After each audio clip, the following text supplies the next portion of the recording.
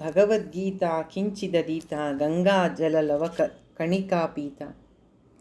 ಸಾಧನೆಯಲ್ಲಿ ಸ್ವಲ್ಪ ಭಗವದ್ಗೀತೆಯನ್ನು ಓದು, ಗಂಗಾ ಜಲವನ್ನು ಪಾನ ಮಾಡು, ಒಂದು ಸಲಿಯಾದರೂ ಭಕ್ತಿಯಿಂದ ಮುರಾರಿಯನ್ನು ಅರ್ಚನೆ ಮಾಡು. ಅಂತಹವನು ಹೇಗೆ ಹಾಗಿರ್ತಾನೆ ಅಂತಹವನಿಗೆ ಯಮಭಟರ ಬಾಧೆ ಇಲ್ಲ ಅಂತ ಹೇಳಿ, ಅದು ನಮ್ಮ ಒಂದು ಪ್ರಯತ್ನ. ಆದರೆ ಭಗವಂತನ ಕೃಪೆಗಾಗಿ ಮುಂದಿನ ಶ್ಲೋಕದಲ್ಲಿ ನೋಡಿದ್ವಿ, ಪ್ರತಿಯೊಂದು ಕೆಲಸ ಆಗಬೇಕಾದರೂ ನನ್ನ ಒಂದು ಪ್ರಯತ್ನ, ಭಗವಂತನ ಕೃಪೆ ಎರಡೂ ತುಂಬ ಮುಖ್ಯ ಅಂತ. ಪುನರಪಿ ಜನನಂ ಪುನರಪಿ ಮರಣಂ ಪುನರಪಿ ಜನನಿ ಜಠರೇ ಶಯನಂ ಇಹ ಸಂಸಾರೇ ಬಹುದುಸ್ತಾರೆ ಕೃಪಯಾ ಪಾರೇ ಪಾಹಿ ಮುರಾರೇ. ನಾವು ಭಗವಂತನನ್ನು ಭಕ್ತಿಯಿಂದ ಪ್ರಾರ್ಥನೆ ಮಾಡಿದಾಗ, ನಮ್ಮ ಪ್ರಯತ್ನವೂ ಅಷ್ಟೇ ಇದ್ದಾಗ, ಅವನ ಕೃಪೆಯಿಂದ ಈ ಸಂಸಾರ ಸಾಗರವನ್ನು ನಾವು ಬಹಳ ಸುಲಭವಾಗಿ ದಾಟಬಹುದು ಅನ್ನೋದನ್ನು ನೋಡಿದ್ವಿ. ಮತ್ತು ಮುಂದೆ ಬರೆದು, ಯಾರು ಈ ರೀತಿಯಾಗಿ ಸಾಧನೆಯನ್ನು ಮಾಡ್ತಾರೆ, ಹೇಗೆ ಸತ್ಸಂಗದಲ್ಲಿದ್ದು ಶ್ರವಣ ಮನನ ನಿಧಿ ಧ್ಯಾಸನಗಳನ್ನು ಮಾಡ್ತಾ ಭಗವಂತನ ಅನನ್ಯ ಭಕ್ತಿಯಿಂದ ಭಜನೆ ಮಾಡ್ತಾ, ಯಾರು ಭಜಗೋವಿಂದಂ ಭಜಗೋವಿಂದಂ ಅಂತ ಭಗವಂತನನ್ನೇ ಸರ್ವ ರೀತಿಯಲ್ಲೂ ಆಶ್ರಯಿಸಿರ್ತಾರೆ, ಅಂತಹವರಿಗೆ ಜ್ಞಾನ ಯೋಗದ ಮೂಲಕ ಅಪರೋಕ್ಷ ಜ್ಞಾನವಾದ ಮೇಲೆ ಅಂತಹ ಜ್ಞಾನಿಯ ಲಕ್ಷಣಗಳೇನು ಅನ್ನೋದನ್ನು ಸಹ ನೋಡಿದ್ವಿ. ಅವನು ಹೇಗಿರ್ತಾನೆ, ರತ್ಯ ಚರ್ಪಟ ವಿರಚಿತಕ್ಕಂತಹ ಚಿಂದಿ ಬಟ್ಟೆ ಬೀದಿ ಬಿದ್ದಿರುತ್ತಲ್ಲ, ಅದನ್ನೆಲ್ಲ ಸೇರಿಸಿ ಹೊಲಿದು ಶಾಲ್ ಥರ ಮಾಡ್ಕೊಂಡು ಹಾಕ್ಕೊಂಡಿರ್ತಾನಂತೆ. ಅಂದರೆ ಸಮಾಜದಿಂದ ಅವನು ಪಡ್ಕೊಳ್ಳೋದು ಬಹಳ ಕಮ್ಮಿ, ತಾನು ಕೊಡೋ ಜ್ಞಾನ ಸಮಾಜಕ್ಕೆ ಜಾಸ್ತಿ. ಪುಣ್ಯ ವಿವರ್ಜಿತ, ಅಂದರೆ ಪುಣ್ಯ ಯಾವುದು ಪಾಪ ಯಾವುದು ಎಲ್ಲವನ್ನು ಅವನು ಬಿಟ್ಬಿಟ್ಟಿರ್ತಾನೆ. ಯಾಕೆ ಅಂದರೆ ಅವನಿಗೆ ನಾನು ನನ್ನದು ಅನ್ನೋದೇ ಇರೋದಿಲ್ಲ, ಅಹಂಕಾರವೇ ಇಲ್ಲ. ನಾನು ನನ್ನದು ಅನ್ನೋದು ಅಹಂಕಾರ ಮಮಕಾರಗಳೇ ಇಲ್ಲದೆ ಇರೋವನಿಗೆ ಪುಣ್ಯನೂ ಇಲ್ಲ ಪಾಪನೂ ಇಲ್ಲ. ಅಂತಹವನು ಮನಸ್ಸನ್ನು ಪರಮಾತ್ಮದಲ್ಲಿ ಇಟ್ಟಿರ್ತಾನೆ. ಅವನ ಮನಸ್ಸು ಸದಾ ಶಾಂತವಾಗಿ ಸಂತೋಷವಾಗಿ ಬ್ರಹ್ಮಾನಂದದಲ್ಲಿ ಇರುತ್ತೆ. ಆ ಮನಸ್ಸು ಹೇಗಿರುತ್ತೆ ಅಂದರೆ, ಬಾಲ ಉನ್ಮತ್ತೋ ದೇವಃ, ಸಣ್ಣ ಮಕ್ಕಳ ಹಾಗೆ ಮನಸ್ಸಿರುತ್ತೆ. ಮತ್ತು ಹುಚ್ಚರ ಹಾಗೆ, ಅಂದರೆ ಮಕ್ಕಳು ಅಂದರೆ ಅವರು ತುಂಬ ಇನ್ನೋಸೆಂಟು, ನಾಳೆಯ ಬಗ್ಗೆ ಚಿಂತೆ ಇಲ್ಲ, ಈಗ ವರ್ತಮಾನದಲ್ಲಿ ಜೀವಿಸ್ತಾರೆ, ಎಲ್ಲರನ್ನು ಸಮಾನವಾಗಿ ನೋಡ್ತಾರೆ. ಇಂತಹ ಆತ್ಮಜ್ಞಾನಿ ಸಹ ಈ ಎಲ್ಲ ಲಕ್ಷಣಗಳನ್ನು ಹೊಂದಿರ್ತಾನೆ. ಮತ್ತು ಉನ್ಮತ್ತ ಅಂತ ಹೇಳಿರೋದು ಆ ಒಂದು ಭ್ರಾಂತಿ ಸ್ಥಿತಿಯಲ್ಲಿರ್ತಕ್ಕಂತಹವನು ಅಥವಾ ಮಾನಸಿಕ ಅಸ್ವಸ್ಥತೆ ಇರುತ್ತಲ್ಲ, ಅಂತಹವರು ತಮ್ಮದೇ ಒಂದು ಲೋಕದಲ್ಲಿರ್ತಾರೆ. ಅವರು ಬೇರೆಯವರ ಬಗ್ಗೆ, ಅವರು ತನ್ನ ಬಗ್ಗೆ ಏನು ಅನ್ಕೋತಾರೆ ಅನ್ನೋದು ಅವ್ರು ಚಿಂತೆ ಮಾಡಲ್ಲ. ಹಾಗೆ ಈ ಆತ್ಮಜ್ಞಾನಿಯಾದವನು ತನ್ನಲ್ಲೇ ತಾನು ಸಂತೃಪ್ತನಾಗಿರ್ತಾನೆ ಅನ್ನೋದನ್ನು ಇದಿಷ್ಟು ಲಾಸ್ಟ್ ಕ್ಲಾಸಲ್ಲಿ ನಾವು ನೋಡಿದ್ವಿ. ಇವತ್ತು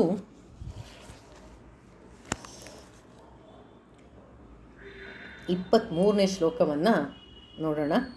ಇಲ್ಲಿಂದ ಮುಂದೆ ಆಚಾರ್ಯರು ಇಷ್ಟ ತನಕ ಒಬ್ಬ ಗುರುವಿನ ಲಕ್ಷಣ ಏನು ಅಂದರೆ, ಶಿಷ್ಯನಿಗೆ ಸ್ವಲ್ಪ ಸ್ವಲ್ಪವಾಗಿ ಸ್ಟೆಪ್ ಬೈ ಸ್ಟೆಪ್ಪು ಜ್ಞಾನವನ್ನು ಕೊಡ್ತಾ ಹೋಗಬೇಕು. ಇಲ್ಲಿಂದ ಜ್ಞಾನದ ಮಟ್ಟ ಜಾಸ್ತಿ ಆಗುತ್ತೆ. ನೋಡೋಣ ಅದನ್ನು.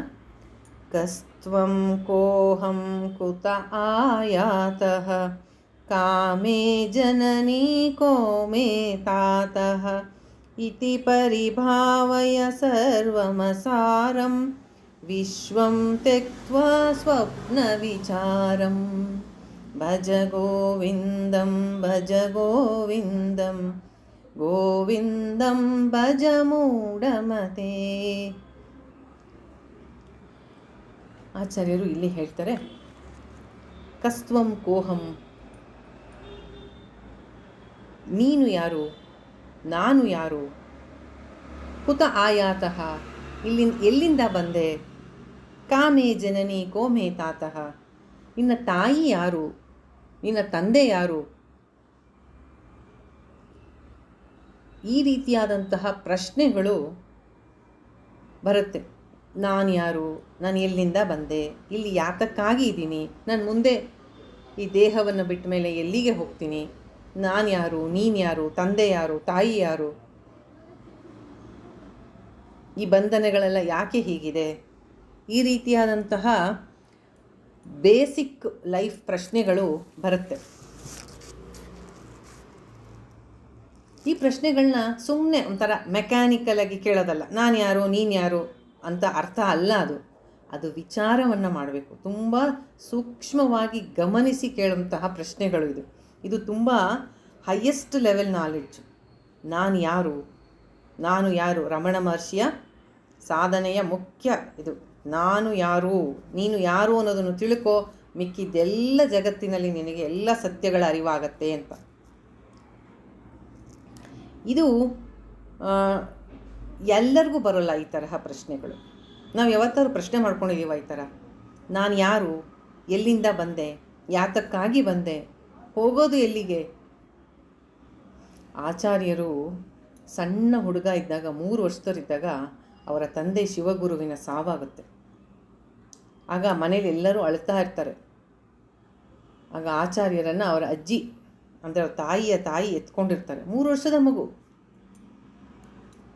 ತಂದೆಗೆ ಏನಾಗಿದೆ, ತಂದೆ ಯಾಕೆ ಹೀಗೆ ಮಲಗಿದ್ದಾರೆ? ಅವರು ದೇವ್ರ ಹತ್ರ ಹೋದ್ರಪ್ಪ ಅಂತ ಹೇಳ್ತಾರೆ. ದೇವ್ರ ಹತ್ರ ಹೋಗೋದಾದರೆ ಇಲ್ಲಿಗೆ ಬಂದಿದ್ಯಾಕೆ ಮತ್ತು ಹೋಗೋದು ಯಾಕೆ? 3 ವರ್ಷದ ಮಗು ಈ ಪ್ರಶ್ನೆಗಳನ್ನ ಕೇಳುತ್ತೆ. ಆದ್ದರಿಂದ ಹೇಳ್ತಾ ಇರೋದು, ಈ ತರಹ ಪ್ರಶ್ನೆ ಎಲ್ರಿಗೂ ಬರೋಲ್ಲ. ಆಗ ಅವರ ಅಜ್ಜಿ ಹೇಳಿರ್ತಾರೆ ಅವ್ರ ತಾಯಿಗೆ, ಇವನು ತುಂಬ ಪ್ರಶ್ನೆ ಕೇಳ್ತಾನೆ ಶಂಕರ, ಇವನಿಗೆ ಬೇಗ ನೀನು ಉಪನಯನ ಮಾಡಿ ಅವನನ್ನು ಗುರುಕುಲಕ್ಕೆ ಕಳಿಸು, ಬಹಳ ಮೇಧಾವಿ ಇದ್ದಾನೆ ಇವನು ಅಂತ ಅವರ ಅಜ್ಜಿ ಹೇಳಿರ್ತಾರೆ ಅವರ ಅಮ್ಮನಿಗೆ.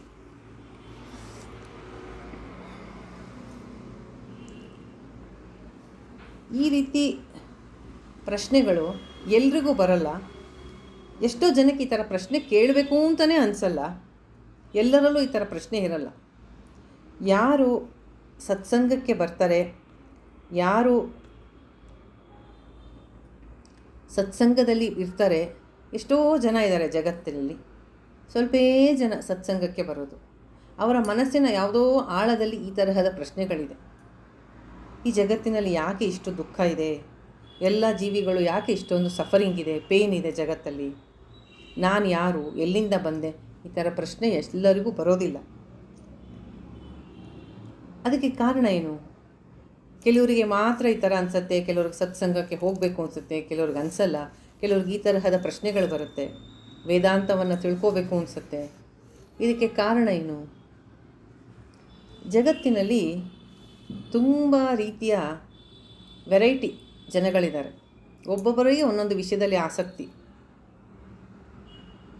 ಅದು ಅವರವರ ಮನಸ್ಸಿನ ಒಂದು ವಿಕಾಸ, ಒಂದು ಎವಲ್ಯೂಷನ್ ಎಷ್ಟರ ಮಟ್ಟದಲ್ಲಿದೆ ಆ ರೀತಿಯಾದಂತಹ ಪ್ರಶ್ನೆಗಳು ಅವರನ್ನು ಕಾಡುತ್ತೆ. ಅವರವರ ಮನಸ್ಸಿನ ವಿಕಾಸ.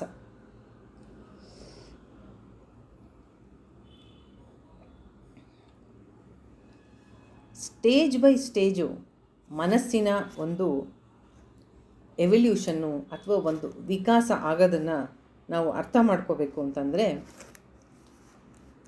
ಮೊದಲಿಗೆ ನಾವು ಅರ್ಥ ಮಾಡ್ಕೋಬೇಕು, ಯಾವಾಗ ಪ್ರತಿಯೊಬ್ಬರ ಜೀವನದಲ್ಲೂ ಒಂದು ಫಿಲಾಸಫಿ ಅಂದರೆ ಏನು? ಈ ರೀತಿ ಇದ್ದರೆ ನನಗೆ ಸಂತೋಷ. ಅದು ನನಗೆ ಹೆಂಗೆ ಗೊತ್ತಾಯಿತು? ನನ್ನ ಜೀವನದ ಅನುಭವಗಳಿಂದ, ನಾನು ಜಗತ್ತನ್ನು ಅಬ್ಸರ್ವ್ ಮಾಡಿರೋದ್ರಿಂದ ನನ್ನದೇ ಆದಂಥ ಒಂದು ಫಿಲಾಸಫಿ. ಅದೇನು ಸರಿಗಿರಬೇಕು ಅಂತಿಲ್ಲ, ನನ್ನ ಮಟ್ಟಿಗೆ ಅದು ಸರಿ. ನನ್ನ ಫಿಲಾಸಫಿ ಏನು? ನನ್ನ ಫಿಲಾಸಫಿ ನಾನು ಸಂತೋಷವಾಗಿರೋದು ಹೇಗೆ ಅನ್ನುವಂತಹ ಒಂದು ದೃಢವಾದ ನಂಬಿಕೆ. ಮೊದಲಿಗೆ ತಗೊಳ್ಳೋಣ, ತಾಮಸಿಕ ಗುಣಗಳು ಅಂದರೆ ತಮೋ ಗುಣಗಳು ಹೆಚ್ಚಾಗಿರ್ತಕ್ಕಂತಹ ವ್ಯಕ್ತಿಯಲ್ಲಿ ಯಾವ ರೀತಿ ಫಿಲಾಸಫಿ ಇರುತ್ತೆ? ಅವನು ಜಗತ್ತನ್ನು ಅಬ್ಸರ್ವ್ ಮಾಡ್ತಾನೆ, ಅವನ ಅನುಭವಗಳ ಮೇಲೆ ಅವನು ಅನ್ಕೋತಾನೆ. ತಾಮಸಿಕ ವ್ಯಕ್ತಿ ಯಾವಾಗಲೂ ಮಲ್ಕೊಂಡು ನಿದ್ದೆ ಮಾಡ್ತಾಯಿದ್ರೆ ಸುಖವಾಗಿರ್ತೀನಿ, ಆಮೇಲೆ ಯಾವ ಜವಾಬ್ದಾರಿನೂ ನಾನು ತಗೋಬಾರ್ದು, ಜವಾಬ್ದಾರಿ ಕೆಲಸ ಅಂದರೆ ತೊಂದರೆ, ಅದು ನನಗೆ ಸಂತೋಷ ಕೊಡೋದಿಲ್ಲ, ನಾನು ನಿದ್ದೆ ಮಾಡ್ತಾಯಿದ್ರೆ ಸಂತೋಷವಾಗಿರ್ತೀನಿ ಯಾವಾಗಲೂ. ಆದ್ದರಿಂದ ಅಂಥವ್ರು ಏನು ಮಾಡ್ತಾರೆ? ಆಲಸಿಗಳು. ತಮೋಗುಣದ ದೊಡ್ಡ ಇದು ಆಲಸ್ಯ. ಏನಾದ್ರು ಕೆಲಸ ಮಾಡಿದ್ರೆ ಕೇರ್ಲೆಸ್ಸಾಗಿ ಕೆಲಸ ಮಾಡ್ತಾರೆ, ಕೆಲಸ ಮಾಡೋದ್ರಲ್ಲಿ ಆಸಕ್ತಿ ಇಲ್ಲ. ಜವಾಬ್ದಾರಿಗಳು ಕೊಡೋಕ್ಕೋದ್ರೆ ತಪ್ಪಿಸ್ಕೋತಾರೆ, ಎಸ್ಕೇಪ್ ಆಗ್ತಾರೆ ಅದರಿಂದ. ಸೋಮಾರಿತನ. ಯಾಕೆ ಅಂದರೆ ಅವನ ಫಿಲಾಸಫಿ ಏನು? ತಾಮಸಿಕ ವ್ಯಕ್ತಿದು.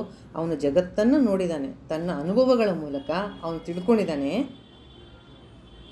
ನಿದ್ದೆ ಮಾಡ್ತಾ ಇರೋದು, ರೆಸ್ಟ್ ಮಾಡ್ತಾ ಇರೋದು, ಕೆಲಸ ಮಾಡದೇ ಇರೋದು, ಇದು ಸಂತೋಷ, ನನಗೆ ಇದು ಸಂತೋಷ. ಇದು ತಮೋಗುಣದ ವ್ಯಕ್ತಿಯ, ತಾಮಸಿಕ ವ್ಯಕ್ತಿಯ ಒಂದು ಫಿಲಾಸಫಿ. ಒಂದು ಸ್ವಲ್ಪ ದಿನ ಹಾಗೆ ಇರ್ತಾನೆ,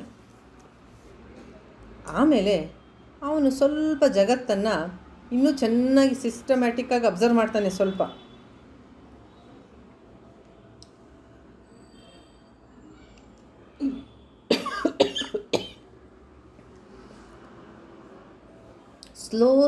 ಸ್ಲೋಗಿ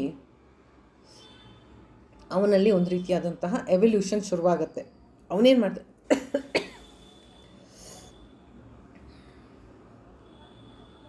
ಅವನು ಅನ್ಕೋತಾನೆ ನಿಧಾನಕ್ಕೆ ಅವನಲ್ಲಿ ಬದಲಾವಣೆ ಆಗುತ್ತೆ. ಇಲ್ಲ, ಬರೀ ಮಲ್ಕೊಂಡಿದ್ದರೆ ಮಾತ್ರ ಸಂತೋಷ ಅಲ್ಲ, ಬರೀ ಜವಾಬ್ದಾರಿಗಳಿಂದ ನುಣುಚ್ಕೊಂಡು ಕೆಲಸ ಮಾಡದೇ ಇದ್ದರೆ ಮಾತ್ರ ಸಂತೋಷ ಅಲ್ಲ. ಸ್ವಲ್ಪ ಚೆನ್ನಾಗಿ ಬದುಕಬೇಕು, ಚೆನ್ನಾಗಿರೋ ಒಳ್ಳೆ ಆಹಾರ ತಿನ್ನಬೇಕು, ಆಮೇಲೆ ಸ್ವಲ್ಪ ಚೆನ್ನಾಗಿರೋ ಮನೆಯಲ್ಲಿ ಇರಬೇಕು, ಓಡಾಡೋಕ್ಕೆ ಗಾಡಿ ಬೇಕು, ಸ್ವಲ್ಪ ಕಂಫರ್ಟ್ಸ್ ಬೇಕು, ಇದಕ್ಕೆಲ್ಲ ಹಣ ಬೇಕು. ಹಣ ಬೇಕು ಅಂದರೆ ನಾನು ಸಂಪಾದನೆ ಮಾಡಬೇಕು ಅಂತ ಬಲವಂತವಾಗಿ, ಅವನಿಗೇನು ಇಷ್ಟ ಇಲ್ಲ, ಆದರೆ ಇದನ್ನೆಲ್ಲ ಪಡ್ಕೊಳ್ಳೋಕ್ಕೋಸ್ಕರ ಕೆಲಸ ಮಾಡೋಕ್ಕೆ ಶುರು ಮಾಡ್ತಾನೆ. ಪ್ರಕೃತಿ ಇರೋದೇ ಹಾಗೆ, ಅದಕ್ಕೆ ಪ್ರಕೃತಿ ಏನು ಡಿಸೈನ್ ಆಗಿರೋದೇ ಹಾಗೆ. ಪ್ರತಿಯೊಂದು ಜೀವದ ಒಂದು ವಿಕಸನ ಆಗಬೇಕು. ತಮೋಗುಣದಿಂದ ರಜೋಗುಣಕ್ಕೆ ಬರಲೇಬೇಕು.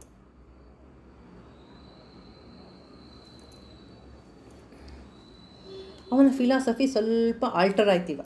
ಏನು? ಮಲ್ಕೊಂಡು ರೆಸ್ಟ್ ಮಾಡೋದು ಸಂತೋಷ ಅಲ್ಲ, ಹಣ ಸಂಪಾದನೆ ಮಾಡಿದರೆ, ಶ್ರೀಮಂತನಾದರೆ ಸಂತೋಷ. ಆಗ ನನಗೆ ಬೇಕಾದದ್ದನ್ನೆಲ್ಲ ನಾನು ತಗೋಬೋದು, ಪಡ್ಕೋಬೋದು ಅನ್ನೋಂತಹ ಒಂದು ಅವನ ಫಿಲಾಸಫಿ ಸ್ವಲ್ಪ ಚೇಂಜ್ ಆಯ್ತು ಈಗ. ಎಲ್ಲ ರೀತಿ ಟ್ರೈ ಮಾಡ್ತಾನೆ ಇವಾಗ ಹಣವನ್ನು ಸಂಪಾದನೆ ಮಾಡೋಕ್ಕೆ. ಫುಲ್ ಎಫರ್ಟ್ ಹಾಕ್ತಾನೆ ಹಣ ಸಂಪಾದನೆಗೆ. ನ್ಯಾಚುರಲಿ ಜಗತ್ತಿನ ಒಂದು ನಿಯಮ ಏನು ಅಂದರೆ, ನಾವು ಯಾವುದಕ್ಕೆ ಕಷ್ಟಪಡ್ತೀವಿ ಕೆಲಸ ಮಾಡೋದಕ್ಕೆ, ಯಾವುದರ ಕಡೆ ನಮ್ಮ ಗಮನ ಇದೆ, ಅದು ನಮಗೆ, ಯಾವುದಕ್ಕೆ ನಾವು ನಮ್ಮ ಪೂರ್ತಿ ಗಮನವನ್ನು, ಶ್ರದ್ಧೆಯನ್ನು, ಎಫರ್ಟನ್ನು ಹಾಕ್ತೀವಿ, ಅದರಲ್ಲಿ ನಮಗೆ ಯಶಸ್ಸು ಸಿಗುತ್ತೆ. ಇವನು ಎಲ್ಲ ರೀತಿಯಿಂದಲೂ ಹಣ ಸಂಪಾದನೆ ಮಾಡೋಕ್ಕೆ ಪ್ರಯತ್ನ ಪಟ್ಟಾಗ ಸಕ್ಸಸ್ ಆಗೇ ಆಗ್ತಾನೆ. ಎಲ್ಲ ರೀತಿಯಿಂದಲೂ ಟ್ರೈ ಮಾಡ್ತಾನೆ. ಈಗ ಅವನಿಗೆ ಒಂದು ರೀತಿ ಖುಷಿ. ಈ ಥರ ವ್ಯಕ್ತಿ ಏನು ಫಿಲಾಸಫಿ?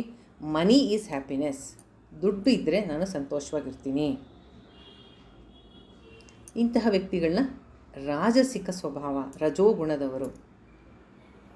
ಅದರಲ್ಲೇ ಅವರಿಗೆ ಹಣದಿಂದ ನನಗೆ ಎಲ್ಲರೂ ಸಮಾಜದಲ್ಲಿ ಮರ್ಯಾದೆ ಸಿಗತ್ತೆ, ಎಲ್ಲರೂ ನನಗೆ ರೆಸ್ಪೆಕ್ಟ್ ಮಾಡ್ತಾರೆ, ನಾನು ಏನು ಬೇಕಾದ್ರೂ ಬೈ ಮಾಡ್ಬೋದು, ಎಲ್ಲ ಕಂಫರ್ಟ್ಸ್ನ ತೊಗೋಬೋದು. ಬರೀ ನನ್ನ ಕಂಫರ್ಟ್ಸ್ ಅಷ್ಟೇ ಇಲ್ಲ, ನನಗೆ ಗೌರವ ಸಿಗತ್ತೆ. ಸೊ ಅವನು ಆ ರಜೋಗುಣದಲ್ಲೇ ಸಂತೋಷವಾಗಿ ಇರ್ತಾನೆ. ಅಂದರೆ ಹಣ ಸಂಪಾದನೆ ಮಾಡ್ತಾ, ಅದೇ ಅವನ ಫಿಲಾಸಫಿ. ಹಣ ಸಂಪಾದನೆ ಮಾಡೋದೇ ತುಂಬ ಸಂತೋಷ ಅಂತ. ರಾಜಸಿಕ ವ್ಯಕ್ತಿಯ ಒಂದು ಸಂತೋಷ ಏನು? ಎಲ್ಲರಿಗಿಂತ ನಾನು ಶ್ರೇಷ್ಠನಾಗಿರಬೇಕು, ಎಲ್ಲರಿಗಿಂತ ಕಾಂಪಿಟೇಷನ್ ಇದ್ದರೆ ನಾನೇ ಫಸ್ಟ್ ಇರಬೇಕು, ಸಕ್ಸಸ್ಫುಲ್ ಆಗಿರಬೇಕು, ಅಂದರೆ ಯಶಸ್ವಿಯಾಗಿರಬೇಕು, ಕೀರ್ತಿವಂತನಾಗಿರಬೇಕು, ಹಣವಂತನಾಗಿರಬೇಕು. ಇದೆಲ್ಲ ಒಂಥರ ಅವನಿಗೆ ಸಂತೋಷ. ಇನ್ನೊಬ್ಬರ ಮೇಲೆ ಗೆಲ್ಲೋದು, ಸಕ್ಸಸ್ಫುಲ್ ಆಗೋದು, ಯಶಸ್ಸು ಸಾಧಿಸೋದು, ಹಣ ಸಂಪಾದನೆ ಮಾಡೋದು, ಇದು ಸಂತೋಷ. ಇದು ರಜೋಗುಣದ ಸ್ವಭಾವ.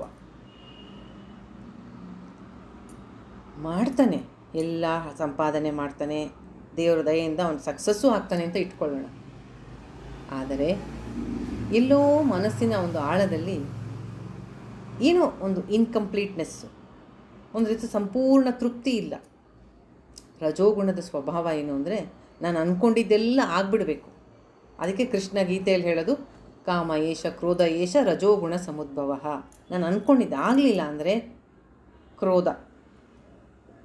ಆದ್ದರಿಂದ ರಜೋಗುಣದ ವ್ಯಕ್ತಿಯ ಮನಸ್ಸಿನ ಸ್ಥಿತಿ ಹೇಗಿರುತ್ತೆ ಅಂದರೆ, ಅವರ ಸದಾ ಆತಂಕ, ಆಂಗ್ಸೈಟಿ, ಟೆನ್ಷನ್ನು, ಶಾಂತಿಯಂತೂ ಇಲ್ಲ ಅವ್ರಿಗೆ. ಯಾಕೆಂದರೆ ಅವ್ರು ಕೆಲಸ ಮಾಡದೆ ಅದು 100% ರಿಸಲ್ಟ್ ಸಿಗಬೇಕು ಅಂತ. ಎಲ್ಲ ಸತಿ ನಾವು ಅಂದ್ಕೊಂಡಂತಹ ರಿಸಲ್ಟ್ ಸಿಗಲ್ಲ. ಕೆಲವು ಸತಿ ಜಗತ್ತಿನ ನಿಯಮ, ಸುಖ ದುಃಖ, ಲಾಭ ನಷ್ಟ, ದ್ವಂದ್ವಗಳಿರ್ತಕ್ಕಂತಹದೇ ಜಗತ್ತಿನಲ್ಲಿ. ಸೋಲುಗಳನ್ನ ಒಪ್ಪಿಕೊಳ್ಳುವಂತಹ ಮನಸ್ಥಿತಿ ರಾಜಸಿಕ ಸ್ವಭಾವದವರಿಗೆ ಇರೋದಿಲ್ಲ. ತಮೋಗುಣದಿಂದ ಬೆಟರು ರಜೋಗುಣದವರು. ಆದರೆ ರಜೋಗುಣದ ವ್ಯಕ್ತಿಗಳು ತುಂಬ ಹಾರ್ಡ್ ವರ್ಕಿಂಗು, ತುಂಬ ಕಷ್ಟಪಡ್ತಾರೆ ಮುಂದೆ ಬರೋಕ್ಕೆ. ಆದರೆ ಶಾಂತಿ ಒಳಗಡೆ ಇರೋದಿಲ್ಲ. ಅವರು ರಜೋಗುಣಗಳಿಂದ ಅವರ ಮನಸ್ಸು ಅಶಾಂತಿ ಇದ್ದಾಗ ಅವರಿಗೆ ಎಲ್ಲ ಇದೆ, ಆದರೆ ಏನೋ ಒಂದು ರೀತಿಯ ಕೊರತೆ, ಶಾಂತಿ ಇಲ್ಲ, ಒಳಗಡೆ ನೆಮ್ಮದಿ ಇಲ್ಲ.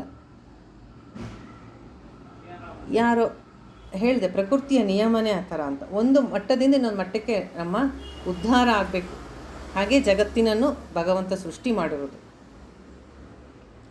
ಯಾರದೋ ಒಂದು ಭಗವತ್ ಕೃಪೆಯಿಂದನೋ ಅವನಿಗೆ ಯಾರೋ ಕರ್ಕೊಂಡು ಹೋಗ್ತಾರೆ, ಅಲ್ಲೆಲ್ಲೋ ಒಂದು ಬಡ ಮಕ್ಕಳ ಶಾಲೆ ಇದೆ ಅಂತನೋ, ಅಥವಾ ಒಂದು ವೃದ್ಧಾಶ್ರಮ ಇದೆ ಅಂತನೋ, ಅಥವಾ ಅನಾಥ ಮಕ್ಕಳ ಒಂದು ಶಾಲೆ ಇದೆ ಅಂತ ಕರ್ಕೊಂಡು ಹೋಗ್ತಾರೆ.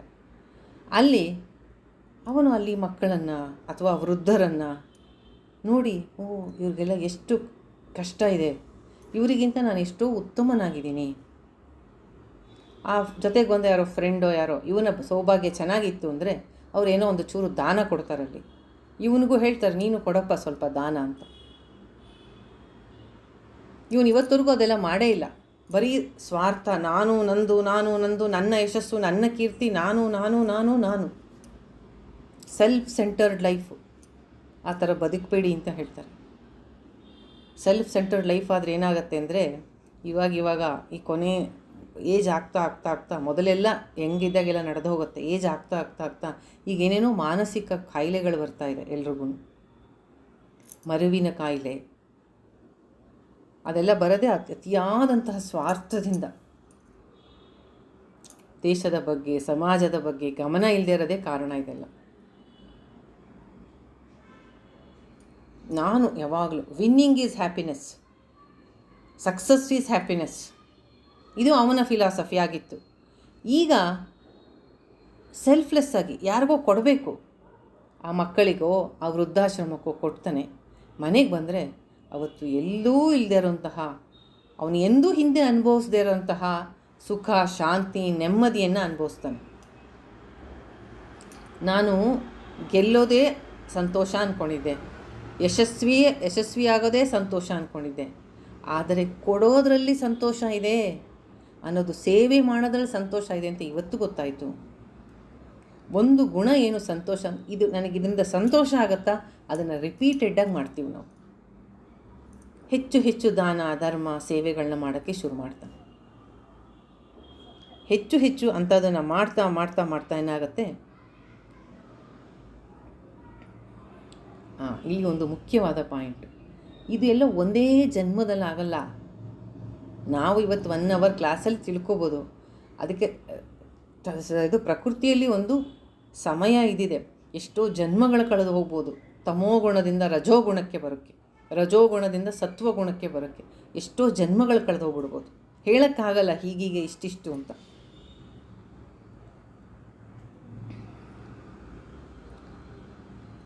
ಅವನಿಗೆ ನಿಧಾನಕ್ಕೆ ಅನಿಸುತ್ತೆ, ಸ್ವಾರ್ಥ ಇಲ್ಲದೆ ನಿಸ್ವಾರ್ಥವಾದಂತಹ ಸೇವೆಯಲ್ಲಿ ಇರ್ತಕ್ಕಂತಹ ಸುಖ ಈ ಬೇರೆ ನಾನು ಅನುಭವಿಸಿದ ಮೊದಲಿನ ಸುಖಗಳ ಥರ ಅಲ್ಲ.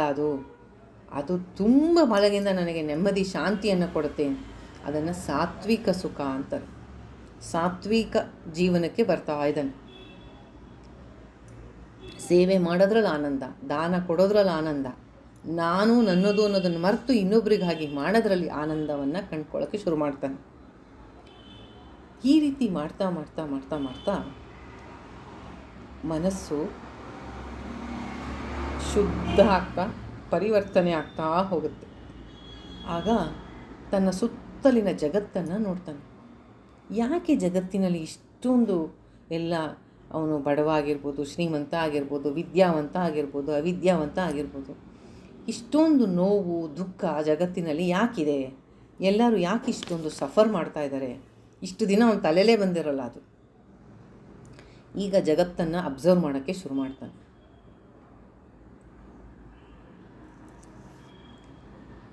ಈ ರೀತಿ ಪ್ರಶ್ನೆಗಳು ಬರುತ್ತೆ. ಅದೇ ಇವಾಗ ಹೇಳಿದ್ದು, ಕಸ್ತ್ವಂ ಕೋಹಂ ಕುತ ಆಯಾತಃ,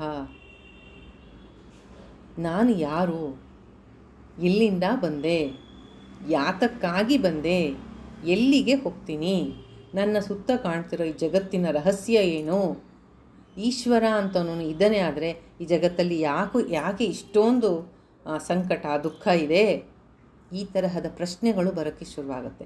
ಇದು ಎಲ್ರಿಗೂ ಬರಲ್ಲ. ತಮೋ ರಜೋಗುಣದಲ್ಲಿದ್ದವ್ರಿಗೆ ಇದು ಬರೋದಿಲ್ಲ.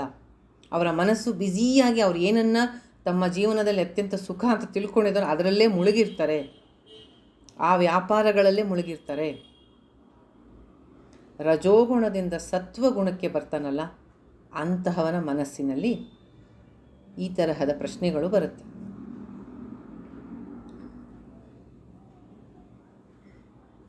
ಮುಂದಿನ ಸ್ಟೇಜು, ಆ ಪ್ರಶ್ನೆಗಳಿಗೆ ಉತ್ತರ ಯಾವ ಕಾಲೇಜು ಕೊಡಲ್ಲ, ಯಾವ ಯೂನಿವರ್ಸಿಟಿನೂ ಕೊಡಲ್ಲ, ಎಲ್ಲೂ ಇಲ್ಲ ಸಿಲೆಬಸ್ಸಲ್ಲಿದು.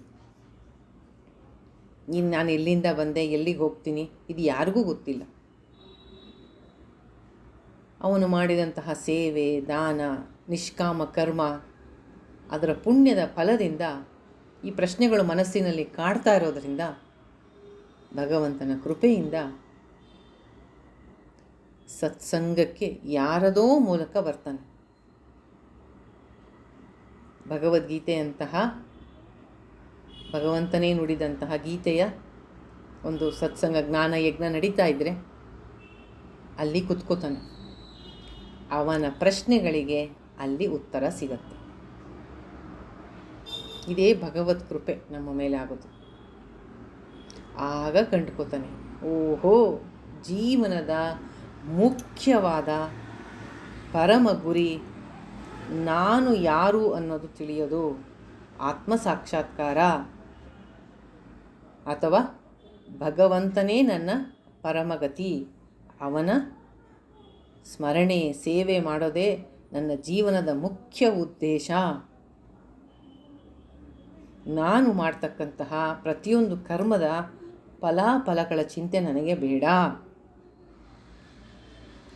ನಾನು ಮಾಡಿದ ಕರ್ಮ ಚಿತ್ತಶುದ್ಧಿಗಾಗಿ ನನ್ನ ಮನಸ್ಸು ಶುದ್ಧ ಆಗ್ತಾ ಇದೆಯಾ, ನಾನು ಮಾಡಿದ ಕರ್ಮದಿಂದ ಭಗವಂತನಿಗೆ ಪ್ರೀತಿ ಆಗ್ತಾ ಇದೆಯಾ, ಇದೊಂದೇ ಮುಖ್ಯ. ಆಗ ಅವನು ಕರ್ಮಯೋಗಿ ಆಗ್ತಾನೆ. ಹೀಗೆ ನಾನು ನನ್ನದು ಅನ್ನೋದನ್ನು ಮರೆತು ನಿಷ್ಕಾಮ ಕರ್ಮಗಳನ್ನು ಮಾಡ್ತಾ ಇದ್ದಾಗ ಅವನಿಗೆ ಸ್ಪಷ್ಟವಾಗಿ ಗೊತ್ತಾಗತ್ತೆ, ಯಾವುದು ನನ್ನಲ್ಲಿ ಮನಸ್ಸು ಅಂತಿದೆ ಅಲ್ಲೇ ಅಜ್ಞಾನ ಇರೋದು, ಅದೇ ನನಗೆ ಮೋಕ್ಷಕ್ಕೆ ಅಡ್ಡಿಯಾಗಿರೋದು. ಆ ಮನಸ್ಸನ್ನು ನಾನು ಹೆಚ್ಚು ಶುದ್ಧ ಮಾಡಿಕೊಂಡಷ್ಟು ನನ್ನ ಉದ್ಧಾರ ಸಾಧ್ಯ. ಆ ದಾರಿಯಲ್ಲಿ ಕೆಲಸ ಮಾಡೋಕ್ಕೆ ಶುರು ಮಾಡ್ತಾನೆ. ತನ್ನ ಅಜ್ಞಾನವನ್ನು ಹೇಗೆ ಹೋಗಲಾಡಿಸ್ಕೊಳ್ಳೋದು? ಗುರುಮುಖೇನ ಶ್ರವಣ ಮನನ ನಿಧಿಧ್ಯಾಸನಗಳನ್ನ ಮಾಡ್ತಾನೆ. ಅಂತಹ ಮನಸ್ಸು, ಶುದ್ಧವಾದ ಮನಸ್ಸು ಈ ಥರ ಪ್ರಶ್ನೆಗಳನ್ನ ಕೇಳುತ್ತಲ್ಲ, ಕಸ್ತ್ವಂ ಕೋಹಂ ಕುತ ಆಯಾತಃ, ಅಂತಹ ಮನಸ್ಸು ಧ್ಯಾನಕ್ಕೆ ಫಿಟ್ಟಾಗಿದೆ, ಯೋಗ್ಯವಾಗಿದೆ. ಅಂತಹ ಮನಸ್ಸು ಧ್ಯಾನಕ್ಕಾಗಿ ಕುತ್ಕೊಂಡಾಗ ಅಲ್ಲಿ ಇಲ್ಲಿ ಹರಿದಾಡದೆ ಭಗವತ್ ಚಿಂತನೆಯಲ್ಲಿ ಮುಳುಗಿ ಹೋಗುತ್ತೆ. ಆಗ ಗೀತೆಯಲ್ಲಿ ಕೃಷ್ಣ ಹೇಳಿದ ಹಾಗೆ ಆತ್ಮ ಸಾಕ್ಷಾತ್ಕಾರವನ್ನು ಪಡೆಯೋದಕ್ಕೆ ಬಹಳ ಬಹಳ ಅನುಕೂಲ ಆಗುತ್ತೆ. ಅಂಥ ಶುದ್ಧ ಮನಸ್ಸು ಅದನ್ನು ಇಲ್ಲಿ ಆಚಾರ್ಯರು ಇತಿ ಪರಿಭಾವಯ ಸರ್ವಮಸಾರ್ವಂ ವಿಶ್ವಂ ತ್ಯಕ್ತ್ವ ಸ್ವಪ್ನ ವಿಚಾರಂ. ಈಗ ಕೊನೆಯ ಅಲ್ಟಿಮೇಟ್ ಟ್ರೂತ್ನ ಇಲ್ಲಿ ಆಚಾರ್ಯರು ಹೇಳ್ತಾ ಇದ್ದಾರೆ. ಯಾವಾಗ ಮನಸ್ಸು ಶುದ್ಧ ಆಗತ್ತೆ, ಈ ರೀತಿ ಪ್ರಶ್ನೆಗಳನ್ನ ಕೇಳಿ ತನ್ನ ಪ್ರಶ್ನೆಗಳಿಗೆ ಉತ್ತರವನ್ನು ಪಡ್ಕೋತಾನೆ ಗುರು ಮುಖೇನ, ಕರ್ಮಯೋಗದ ಮೂಲಕ ಮನಸ್ಸನ್ನು ಶುದ್ಧವಾಗಿಟ್ಕೊಂಡಿದ್ದಾನೆ, ಅಂತಹವನಿಗೆ ಗೊತ್ತಾಗತ್ತೆ ಈ ಇಡೀ ಜಗತ್ತು ಕನಸಿನ ಹಾಗೆ, ಬ್ರಹ್ಮ ಸತ್ಯ ಜಗನ್ಮಿಥ್ಯ, ಇಡೀ ಜಗತ್ತು ಕನಸಿನ ಹಾಗೆ, ನನ್ನಲ್ಲಿ ಜಗತ್ತಿದೆ, ನಾನು ಜಗತ್ತಿನಲ್ಲಿ ಇಲ್ಲ, ಜಗತ್ತು ನನ್ನಲ್ಲಿ ಇದೆ. ಎಲ್ಲಿಯವರೆಗೆ ಮನಸ್ಸು ಎಚ್ಚರವಾಗಿದೆ ಜಗತ್ತು ನನಗೆ ಕಾಣ್ತಾ ಇದೆ. ಮನಸ್ಸು ಇದ್ದರೆ ಜಗತ್ತು ಕಾಣೋದು. ನಾನು ನಿದ್ದೆ ಮಾಡ್ತಾ ಇದ್ದಾಗ ಜಗತ್ತಿಲ್ಲ ನನಗೆ, ನನ್ನಲ್ಲಿ ಜಗತ್ತು ಅನ್ನೋದು ಕಾಣ್ತಾ ಇದೆ. ಆತ್ಮ ಒಂದೇ ಸತ್ಯ, ಪರಮಾತ್ಮ ಒಂದೇ ಸತ್ಯ, ಜಗತ್ತೆಲ್ಲ ಕನಸಿನ ಹಾಗೆ, ಸ್ವಪ್ನ ವಿಚಾರಂ. ಅಂತಹವನು ಈ ಪ್ರಪಂಚದ ಮೇಲಿನ ವ್ಯಾಮೋಹವನ್ನು ಬಿಡ್ತಾನೆ. ಬಿಟ್ಬಿಟ್ಟು ತನ್ನ ನಿಜ ಸ್ವರೂಪವಾದ ಆತ್ಮದ ಸ್ಥಿತಿಯಲ್ಲಿ ನಿಂತ್ಕೊಳ್ತಾನೆ. ಅದನ್ನೇ ಆತ್ಮ ಸಾಕ್ಷಾತ್ಕಾರ ಅಂತಾನೆ. ಅಂತಹವನು ಮುಕ್ತನಾಗ್ತಾನೆ. ಮುಕ್ತನಾಗ್ತಾನೆ ಅಂದರೆ ಮೋಕ್ಷಕ್ಕೆ, ತನ್ನ ನಿಜ ಸ್ಥಿತಿಗೆ ಬಂದ ಮೇಲೆ ಮತ್ತೆ ಪುನರ್ಜನ್ಮ ಇಲ್ಲ ಅಂತಹವರಿಗೆ. ಜಗತ್ತಿನ ಮಿಥ್ಯತೆಯನ್ನು ತಿಳ್ಕೊಂಡು ತಾನು ಈ ದೇಹ ಅಲ್ಲ, ಮನಸ್ಸಲ್ಲ, ಬುದ್ಧಿಯಲ್ಲ, ನಾನು ಸಚ್ಚಿದಾನಂದ ಆತ್ಮ ಅಂತ ಯಾರು ತಿಳಿತಾನೆ ಅವನು ಮುಕ್ತನಾಗ್ತಾನೆ.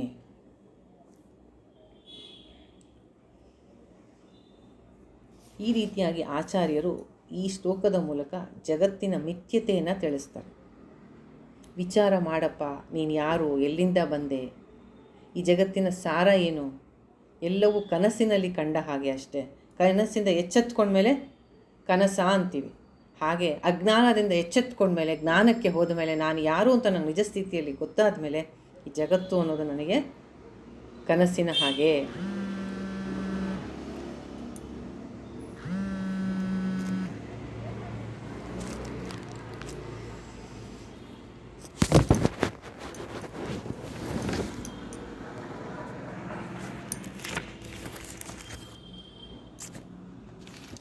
ಆದರೆ ವಿದ್ಯಾರ್ಥಿ ಆದವನಿಗೆ ಈ ಗುರುವಿನ ಮಾತು ಹಿಡಿಸದೆ ಹೋಗ್ಬೋದು. ಅವನು ಕೇಳ್ತಾನೆ ಗುರುವನ್ನು, ನೀವು ಹೆಂಗೆ ಹೇಳಿಬಿಟ್ರಿ ಜಗತ್ತು ಅನ್ನೋದು ಕನಸು ಅಂತ? ಅದು ನನಗೆ ಒಪ್ಪಿಗೆ ಇಲ್ಲ. ನನಗೆ ಜಗತ್ತು ಸತ್ಯವಾಗಿ ಕಾಣುತ್ತೆ. ನನಗೆ ಅಜ್ಞಾನ ಇದೆಯೋ ಏನೋ ನನಗೆ ಗೊತ್ತಿಲ್ಲ, ನನಗಂತೂ ಜಗತ್ತು ಸತ್ಯವಾಗಿ ಕಾಣುತ್ತೆ. ಅದು ಹೇಗೆ ಹೇಳಿಬಿಟ್ರಿ ನೀವು? ಅದಕ್ಕೆ ಆಚಾರ್ಯರು ಮೊದಲು ಯಾವ ಟೆಕ್ನಿಕ್ ಯೂಸ್ ಮಾಡ್ತಾರೆ ಅಂದರೆ, ನಮ್ಮಂತಹ ಅಜ್ಞಾನಿಗಳಿಗೆ ಮೊದಲೇ ಹೇಳಿಬಿಟ್ರೆ ಜಗತ್ತು ಮಿಥ್ಯ, ಬ್ರಹ್ಮ ಸತ್ಯ ಅಂತಂದರೆ ನಾವು ಒಪ್ಪಲ್ಲ ಅದನ್ನು. ಅದಕ್ಕೆ ಏನು ಮಾಡ್ತಾರೆ, ಮೊದಲು ಗುರುವಾದವರು ಶಿಷ್ಯನ ಮಟ್ಟಕ್ಕೆ ಇಳಿದು ಜಗತ್ತು ಅನ್ನೋದನ್ನು ಸತ್ಯ, ಅದು ಜಗತ್ತಿನ ಎಲ್ಲ ಡಿಫೆಕ್ಟ್ಸ್ನ ತೋರಿಸ್ತಾರೆ. ಇಲ್ಲಿ ನೋಡು ಜಗತ್ತಿನಲ್ಲಿ ಇಷ್ಟು ತೊಂದರೆಗಳಿದೆ ಅಂತ. ಯಾವಾಗ ಜಗತ್ತಿನ ದೋಷಗಳನ್ನು ಶಿಷ್ಯನಾದವನು ಅರ್ಥ ಮಾಡ್ಕೋತಾನೆ, ಸ್ವಲ್ಪ ಸ್ವಲ್ಪವಾಗಿ ಅವನಿಗೆ ಜ್ಞಾನವನ್ನು ಕೊಟ್ಟು ಕೊನೆಯ ಹಂತದಲ್ಲಿ ಈ ಜಗತ್ತಿನ ಸತ್ಯತೆ ಬಗ್ಗೆ ಅವನಿಗೆ ಸ್ಪಷ್ಟಪಡಿಸ್ತಾರೆ. ಇದು ಕನಸಿನಲ್ಲಿದ್ದಂಗೆ ಅಷ್ಟೇಪ್ಪ ಜಗತ್ತು ಅನ್ನೋದು ಅಂತ. ಆದರೆ ಶಿಷ್ಯನಾದವನಿಗೆ ಗುರು ಹೇಳಿದ್ದು ಒಪ್ಪಿಗೆ ಆಗದೆ ಹೋದರೆ, ಯೂಶಲಿ ಶಿಷ್ಯರಿಗೆ ತಾನದೇ ಒಂದು ಅನುಭವ ಆಗಿರುತ್ತೆ. ನನ್ನ ಅನುಭವ, ನಾನು ಇಷ್ಟು ದಿನ ತಿಳ್ಕೊಂಡಿದ್ದು ಸತ್ಯ, ಗುರು ವಾಕ್ಯ ಅದಕ್ಕೆ ಬಹಳ ವಿರುದ್ಧವಾಗಿದೆಯಲ್ಲ. ಗುರುಗಳು ಹೇಳ್ತಾರೆ ದೇವರು ಮಾತ್ರ ಸತ್ಯ, ಜಗತ್ತೆಲ್ಲ ಕನಸಿನ ಹಾಗೆ ಅಂತ. ಆದರೆ ನನ್ನ ಅನುಭವದಲ್ಲಿ ಉಲ್ಟಾ. ಏನು ನನ್ನ ಅನುಭವದಲ್ಲಿ? ನನ್ನ ಅನುಭವದಲ್ಲಿ ಜಗತ್ತು ಸತ್ಯವಾಗಿ ಕಾಣುತ್ತೆ ನನಗೆ, ದೇವರು ಕಾಣೋದಿಲ್ಲ. ಆದರೂ ನನ್ನ ಗುರುವಿನ ಮೇಲೆ ನನಗೆ ನಂಬಿಕೆ ಇದೆ.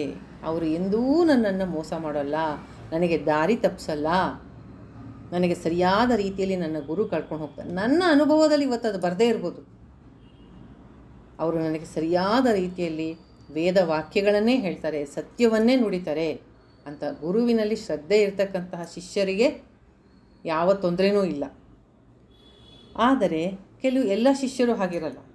ಕೆಲವರು ಅದೇನು ಹಾಗೆ ಹೇಳಿಬಿಟ್ರಿ, ಜಗತ್ತು ಅನ್ನೋದು ಕನಸು ಅಂತ ಹೇಳಿಬಿಟ್ರಲ್ಲ, ನನಗೇನು ಅನಿಸಲ್ವಲ್ಲ ಹಾಗೆ ಅಂತ ಯಾವ ಶಿಷ್ಯ ಹೇಳ್ತಾರೋ ಅಂತಹ ಇಮ್ಮೆಚ್ಯೂರ್ಡ್, ಅಂದರೆ ಆಧ್ಯಾತ್ಮ ಸಾಧನೆಯಲ್ಲಿ ಇನ್ನೂ ಮೊದಲನೇ ಹೆಜ್ಜೆ ಇಟ್ಟಿರ್ತಾರಲ್ಲ, ಅವರ ಒಂದು ಪರಿಪೂರ್ಣತೆ ಇಲ್ಲ ಜ್ಞಾನದಲ್ಲಿ, ಅಂಥವರಿಗಾಗಿ ಮುಂದಿನ ಶ್ಲೋಕವನ್ನು ಹೇಳ್ತಾ ಇದ್ದಾರೆ. 24ನೇದು.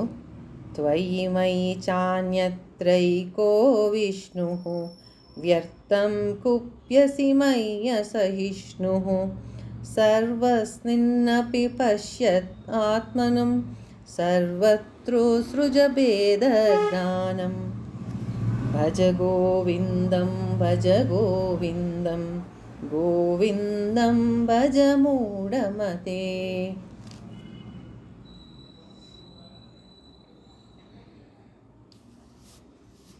ಗುರುವಾದವ್ರ ಶಿಷ್ಯರಿಗೆ ಹೇಳ್ತಾ ಇದ್ದಾರೆ,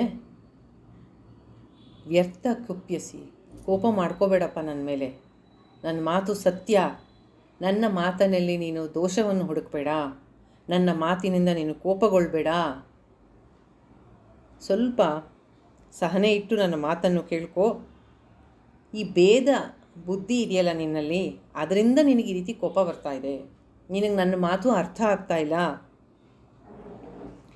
ಇಡೀ ಜಗತ್ತು ಸರ್ವವ್ಯಾಪಕನಾದ ಪರಮಾತ್ಮ ವಿಷ್ಣುವಿನಿಂದ ತುಂಬಿದೆ.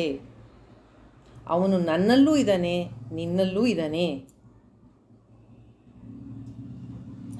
ಹಾಗಾಗಿ ಅದನ್ನು ಅರ್ಥ ಮಾಡಿಕೊಳ್ಳದೆ ಭೇದ ಭಾವನೆ ಇಟ್ಕೊಂಡಿರೋದ್ರಿಂದ ನಿನಗೆ ಈ ಸತ್ಯದ ಅರಿವಾಗ್ತಾ ಇಲ್ಲ. ನನ್ನಲ್ಲಿ ಯಾವ ಪರಮಾತ್ಮ ಇದ್ದಾನೆ, ನಿನ್ನಲ್ಲೂ ಅವನೇ ಇದ್ದಾನೆ, ಎಲ್ಲ ಕಡೆ ಅವನೇ ಇರೋದು. ವಿಷ್ಣುವಿನ ಪದದ ಅರ್ಥವೇ ಅದು. ಸರ್ವವ್ಯಾಪ್ತನಾಗಿರ್ತಕ್ಕಂತಹ ಪರಮಾತ್ಮನಿಗೆ ವಿಷ್ಣು. ನೀನು ಎಲ್ಲ ಕಡೆ ಇರ್ತಕ್ಕಂತಹ ಆ ಆತ್ಮವಸ್ತುವನ್ನು ನೋಡು, ಎಲ್ಲರಲ್ಲೂ ಇರ್ತಕ್ಕಂತಹ ಆತ್ಮವಸ್ತುವನ್ನು ನೋಡು. ಆಗ ನಿನಗೆ ನಾನು ಹೇಳಿದ ಸತ್ಯದ ಅರಿವಾಗತ್ತೆ.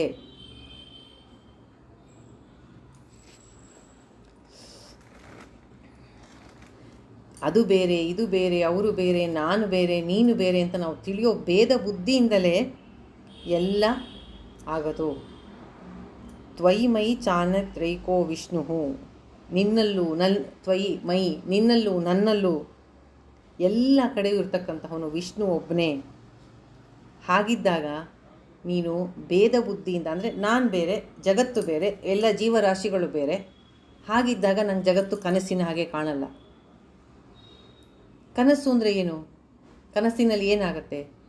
ಹಾಸಿಗೆ ಮೇಲೆ ನಾವು ಮಲಗಿರ್ತೀವಿ, ದೇಹ ಮಲಗಿರುತ್ತೆ, ಮನಸ್ಸು ಎಚ್ಚರದ ಸ್ಥಿತಿಯಲ್ಲಿದ್ದು ಕನಸನ್ನು ಕಾಣುತ್ತೆ. ಆಗ ಕನಸಿನಲ್ಲಿ ನಾವೆಲ್ಲ ಕಾಣುವಂತಹ ಏನೋ ಒಬ್ಬ, ಈಗ ಒಂದು ಕಾಶಿಯಲ್ಲಿ ನಡ್ಕೊಂಡು ಹೋಗ್ತಾ ಇದ್ದಾನೆ ಅಂತ ಅಂದ್ಕೊಳ್ಳೋಣ. ಆ ಕಾಶಿಯ ಬೀದಿಗಳು, ಅಲ್ಲಿ ನಡೀತಾ ಇರೋ ಜನಗಳು, ಆ ಗಂಗಾ ನದಿ, ಆ ವಿಶ್ವನಾಥನ ದೇವಸ್ಥಾನ ಎಲ್ಲ ಕಾಶಿ ನಮ್ಮ ಕನಸಲ್ಲಿ ಬಂದಿದೆ ಅಂತ ಅಂದ್ಕೊಳ್ಳಿ. ಅದೆಲ್ಲ ಯಾರಾದರೂ ಬಂದು ನಿಮ್ಮ ಕನಸಲ್ಲಿ ದೇವಸ್ಥಾನ ಕಟ್ಟಿದ್ರಾ? ಯಾರಾದರೂ ಜನ ಬಂದು ಓಡಾಡಿದ್ರಾ? ಇಲ್ಲ, ನಮ್ಮ ಮನಸ್ಸೇ ಅದನ್ನು ಹಾಗೆ ಮಾಡಿರು. ಎಚ್ಚರ ಬಂದಾಗ ಇಡೀ ನನ್ನ ಒಂದು ಮನಸ್ಸೇ ಅದಷ್ಟು ಜಾಗವನ್ನು ಸೃಷ್ಟಿ ಮಾಡಿತ್ತು. ಹಾಗೇ ಇಡೀ ಜಗತ್ತು ಅನ್ನೋದು, ಅದರ ಒಳ ಹೊರಗೂ ಇರ್ತಕ್ಕಂಥವನು ಪರಮಾತ್ಮ ಒಬ್ಬನೇ. ಆ ಬ್ರಹ್ಮ ಒಂದೇ ಸತ್ಯ. ಅಲ್ಲಿ ಕಾಣ್ತಾ ಇರೋ ಈ ವಿವಿಧತೆ ಎಲ್ಲ ಅವನ ವಿವಿಧವಾದಂತಹ ಅಭಿವ್ಯಕ್ತವಾದ ರೂಪಗಳಷ್ಟೇ ಹೊರತು ಅವನಿಗಿಂತ ಬೇರೆ ಯಾವುದದ್ದು ಯಾವುದೂ ಇಲ್ಲ ಅನ್ನೋದನ್ನು ಅರ್ಥ ಮಾಡ್ಕೋ. ಆದ್ದರಿಂದ ನನ್ನ ಮಾತಿನ ಮೇಲೆ ನೀನು ಕೋಪ ಮಾಡ್ಕೋಬೇಡ. ಸರಿಯಾದ ರೀತಿಯಲ್ಲಿ ನೋಡಿ ಭೇದ ಬುದ್ಧಿಯನ್ನು ನೀನು ಬಿಟ್ಟರೆ ನಿನಗೆ ಎಲ್ಲದರಲ್ಲೂ ಇರ್ತಕ್ಕಂತಹ ಪರಮಾತ್ಮನನ್ನು ನೀನು ನೋಡಬಲ್ಲೆ. ಸತ್ಯವನ್ನು ಅರ್ಥ ಮಾಡ್ಕೋ ಅಂತ ಶಿಷ್ಯನಿಗೆ ಗುರುವಾದವರು ಹೇಳ್ತಾ ಇರೋದು.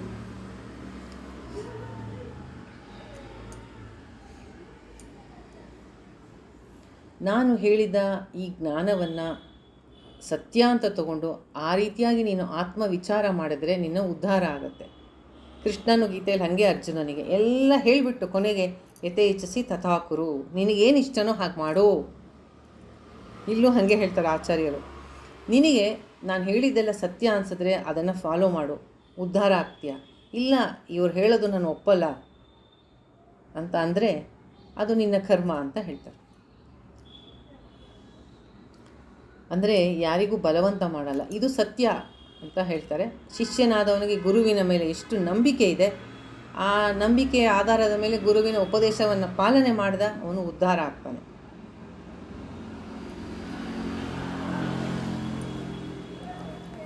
ಯಾವಾಗ ನಮ್ಮಲ್ಲಿ ನಾನು ಬೇರೆ, ನೀನು ಬೇರೆ, ಅವನು ಬೇರೆ, ಅದು ಬೇರೆ, ಇದು ಬೇರೆ ಅಂತ ಭೇದ ಜ್ಞಾನ ಇರುತ್ತೆ, ಆಗೇನಾಗತ್ತೆ? 25ನೇ ಶ್ಲೋಕ. ಶತ್ರೋ ಮಿತ್ರೇ ಪುತ್ರೇ ಬಂಧೌ ಮಾ ಕುರು ಯತ್ನೌ ವಿಗ್ರಹ ಸಂಧೌ ಭವ ಸಮಚಿತ್ತಃ ಸರ್ವತ್ರ ತ್ವಂ ವಾಂಛಸಿ ಚಿರದ್ಯಾದಿ ವಿಷ್ಣುತ್ವಂ ಕಾಮಂ ಕ್ರೋಧಂ ಲೋಭಂ ಮೋಹಂ ತ್ಯಕ್ತ್ವಾತ್ಮಾನಂ ಭಾವಯ ಕೋಹಂ ಆತ್ಮಜ್ಞಾನವಿಹೀನಾ ಮೂಢ ತೇ ಪಚ್ಯಂತೆ ನರಕನಿಗೂಢಃ. ಭೇದ ಜ್ಞಾನದಿಂದ ಏನಾಗುತ್ತೆ? ಇವನು ನನ್ನ ಶತ್ರು, ಇವನು ನನ್ನ ಮಿತ್ರ, ಇವನು ನನ್ನ ಪುತ್ರ, ಇವನು ನನ್ನ ಬಂಧು, ಈ ರೀತಿಯಾಗಿ ನಾನು ಈ ದೇಹ ಅಂದ್ಕೊಂಡಾದ ತಕ್ಷಣ ಅದಕ್ಕೆ ಸಂಬಂಧಪಟ್ಟಂಥ ಪುತ್ರ, ಶತ್ರು, ಮಿತ್ರ ಎಲ್ಲ ಶುರುವಾಗುತ್ತೆ. ಯಾವಾಗ ನಾನು ನನ್ನ ನಿಜವಾದ ಸ್ವರೂಪ ಆತ್ಮ ನಾನು ಅಂತ ತಿಳ್ಕೊತೀನೋ ಎಲ್ಲರಲ್ಲೂ ಅದೇ ಆತ್ಮನನ್ನು ನೋಡ್ತೀನಿ. ನನ್ನನ್ನು ನಾನು ಏನು ಅನ್ಕೋತೀನಿ ಅನ್ನೋದೇ ತುಂಬ ಮುಖ್ಯ ಇಲ್ಲಿ. ಅದಕ್ಕೆ ಇಲ್ಲಿ ಹೇಳ್ತಾ ಇರೋದು ಆಚಾರ್ಯರು, ಹೈಯೆಸ್ಟ್ ಪ್ರಿಯಾರಿಟಿ ನಿನ್ನ ಲೈಫಲ್ಲಿ ಆತ್ಮಜ್ಞಾನಕ್ಕೆ ಕೊಡು. ಈ ಮುಂದಿನ ಈ ಶ್ಲೋಕಗಳಲ್ಲಿ ಸಾಧನೆಯ ಮಾರ್ಗಗಳನ್ನು ಹೇಳ್ತಾ ಇದ್ದಾರೆ. ಏನಂದರೆ ಆತ್ಮಜ್ಞಾನಕ್ಕೆ ನಿನ್ನ ಜೀವನದಲ್ಲಿ ಹೈಯೆಸ್ಟ್ ಇಂಪಾರ್ಟೆನ್ಸ್ ಕೊಡು. ನಿನ್ನ ನಿಜ ಸ್ವರೂಪದಲ್ಲಿ ನಿಂತ್ಕೋ. ನೀನು ದೇಹ ಮನ ಬುದ್ಧಿಗಳಲ್ಲ. ನೀನು ಆತ್ಮ ಅಂದಾಗ ಬೇರೆಯವರು ಅದೇ. ಆವಾಗ ಶತ್ರು ಯಾರು, ಮಿತ್ರ ಯಾರು, ಪುತ್ರ ಯಾರು, ಬಂಧು ಯಾರು, ಎಲ್ಲ ಒಂದೇ ವಸ್ತು, ಡಿಫ್ರೆಂಟ್ ಪ್ಯಾಕೇಜ್ ಅಷ್ಟೆ.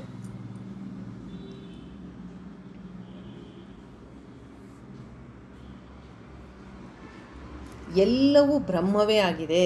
ಆ ಪರಬ್ರಹ್ಮನೇ, ಪರಮಾತ್ಮನೇ ಎಲ್ಲದರಲ್ಲೂ ಇದ್ದಾನೆ. ಆದ್ದರಿಂದ ಎಲ್ಲಿ ಬರುತ್ತವಾಗ ಕಾಮ, ಕ್ರೋಧ, ಲೋಭ, ನನಗಿಂತ ಅವನು ಬೇರೆ ಅಂದಾಗ ನನಗಿಂತ ಅವನು ಹೆಚ್ಚಾಗಿದ್ದರೆ ಅವನ ಮೇಲೆ ಹೊಟ್ಟೆ ಕಿಚ್ಚು, ನನಗಿಂತ ಅವನ ಹತ್ರ ಜಾಸ್ತಿ ಇದ್ದರೆ ಅವನಿಗೆ ಹೊಟ್ಟೆ ಕಿಚ್ಚು. ನೋಡಿ, ಆತ್ಮಜ್ಞಾನ ನಮ್ಮ ನೆಗೆಟಿವ್ ಎಮೋಷನ್ಸ್ನೆಲ್ಲ ಹೇಗೆ ಆತ್ಮಜ್ಞಾನ ಪಡ್ಕೊಂಡ್ರೆ ಹೊಟ್ಟೋಗುತ್ತೆಲ್ಲ ಅಂತ. ಎಫರ್ಟ್ಲೆಸ್ಸು. ಯಾಕೆಂದರೆ ನನ್ನಲ್ಲಿ ಏನಿದೆ ಅವನು ಅದೇ. ಅಲ್ಲಿ ಶತ್ರುನೂ ಇಲ್ಲ, ಮಿತ್ರನೂ ಇಲ್ಲ, ಕಾಮನೂ ಇಲ್ಲ, ಕ್ರೋಧನೂ ಇಲ್ಲ, ಮದ ಇಲ್ಲ, ಮತ್ಸರ ಇಲ್ಲ. ಒಂದು ಒಳ್ಳೆ ಉದಾಹರಣೆ ಅದಕ್ಕೆ ಹೇಳಬೇಕು ಅಂದರೆ, ನಮ್ಮ ದೇಹ, ನಾವು ತಲೆಯಿಂದ ಕಾಲು ತನಕ ನಾನು ಅಂತ ಅನ್ಕೋತೀವಲ್ವ. ಈಗ ಮಾತಾಡ್ತಾ ಮಾತಾಡ್ತಾ ಕೈ ಹೋಗಿ ಕಣ್ಣಿಗೆ ತಾಕ್ತು, ಕಣ್ಣಲ್ಲಿ ನೀರು ಬರುತ್ತೆ. ಆಗ ಕಣ್ಣು ಹೇಳುತ್ತಾ ಕೈ ಹೊಡಿ ಅಂತ, ನನಗೆ ನೋವು ಮಾಡಿದೆ ಕೈ ಹೊಡಿ ಇದಕ್ಕೆ ಅಂತ ಹೇಳುತ್ತಾ. ಅಥವಾ ಊಟ ಮಾಡ್ತಾ ಹಲ್ಲಿಂದ ನಾಲ್ಗೆನ ಕಚ್ಕೋತೀವಿ, ನಾಲಿಗೆಗೆ ನೋವಾಗತ್ತೆ, ನಾಲ್ಗೆ ಹೇಳುತ್ತಾ ಆ ಹಲ್ಲಿಗೆ ಹೊಡಿ ಅಂತ ಹೇಳಲ್ಲ. ಯಾಕೆಂದರೆ ಎಲ್ಲ ನಾನೇ, ಎಲ್ಲ ನಂದೇ. ಯಾವಾಗ ಎಲ್ಲ ನಾನೇ ಅಂತ ನಾನು ತಿಳ್ಕೊತೀನಿ, ಆಗ ಶತ್ರು, ಮಿತ್ರ, ಕಾಮ, ಕ್ರೋಧ, ಲೋಭ ಎಲ್ಲ ಎಲ್ಲಿಗೆ ಬಂತು? ಯಾವಾಗ ಎಲ್ಲವನ್ನು ಒಂದೇ ಅಂತ ತಿಳ್ಕೊತೀವಿ. ಅಭೇದ ಜ್ಞಾನ ಯಾವಾಗಲೂ ಪ್ರೀತಿಯನ್ನು ಕೊಡುತ್ತೆ, ಭೇದ ಜ್ಞಾನ ಯಾವಾಗಲೂ ಭಯವನ್ನು ಉಂಟು ಮಾಡುತ್ತೆ. ಇನ್ನೊಂದು ಉದಾಹರಣೆ ಹೇಳೋದಾದರೆ ತಾಯಿ ಮತ್ತು ಮಗು. ತಾಯಿ ತಾನೇ ಅಂತ ಅನ್ಕೋತಾಳೆ, ಮಗುವನ್ನು ತನ್ನದೇ ಅಂತ ಅನ್ಕೋತಾಳೆ. ಆದ್ದರಿಂದ ಆ ಮಗುಗೇನಾದರೂ ನೋವಾದರೆ ತನಗೇ ಆದಂಗೆ ಕಷ್ಟಪಡ್ತಾಳೆ. ಅಥವಾ ಮಗುವಿಗೇನಾದರೂ ಚೆನ್ನಾಗಿ ಅದು ಪ್ರೈಸ್ ತೊಗೊಂಡು ಅಥವಾ ಚೆನ್ನಾಗಿ ಓದಿದ್ರೆ ತನಗೇ ಆದಂಗೆ. ಯಾಕೆಂದರೆ ತನ್ನದೇ ಒಂದು ಎಕ್ಸ್ಟೆನ್ಷನ್ ಅದು. ಯಾವಾಗ ಎಲ್ಲ ಅದರಲ್ಲಿ ನಾನು ಅಂತ ತಿಳ್ಕೊತೀವಿ, ಆಗ ಪ್ರೀತಿ, ಭಯ ಇರೋದಿಲ್ಲ, ಕಾಮ ಇಲ್ಲ, ಕ್ರೋಧ ಇಲ್ಲ, ಮದ ಇಲ್ಲ, ಮತ್ಸರ ಇಲ್ಲ. ಯಾವಾಗ ಅದು ನನಗಿಂತ ಬೇರೆ, ಆಗ ಎಲ್ಲ ಅವನು ಶತ್ರು, ಇವನು ಮಿತ್ರ, ಇವನು ಪುತ್ರ, ಇವನ ಬಂಧು ಅಂತ ಆಗತ್ತೆ. ಆದ್ದರಿಂದ ಎಲ್ಲರಲ್ಲೂ ಇರ್ತಕ್ಕಂತಹ ಆತ್ಮವನ್ನೇ ನೋಡು, ಎಲ್ಲರಲ್ಲೂ ಆತ್ಮಸ್ವರೂಪವನ್ನು ನೋಡು. ನೀನು ಅದೇ, ಅವರು ಅದೇ. ಆಗ ಎಲ್ಲ ಕೆಟ್ಟ ಯೋಚನೆಗಳು, ಕಾಮಕ್ರೋಧಾದಿಗಳು ಅದಾಗೆ ನಾಶ ಆಗಿಬಿಡುತ್ತೆ.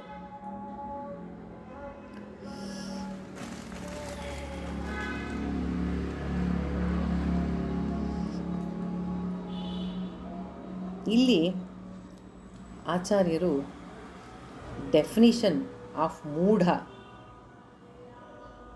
ಅಂದರೆ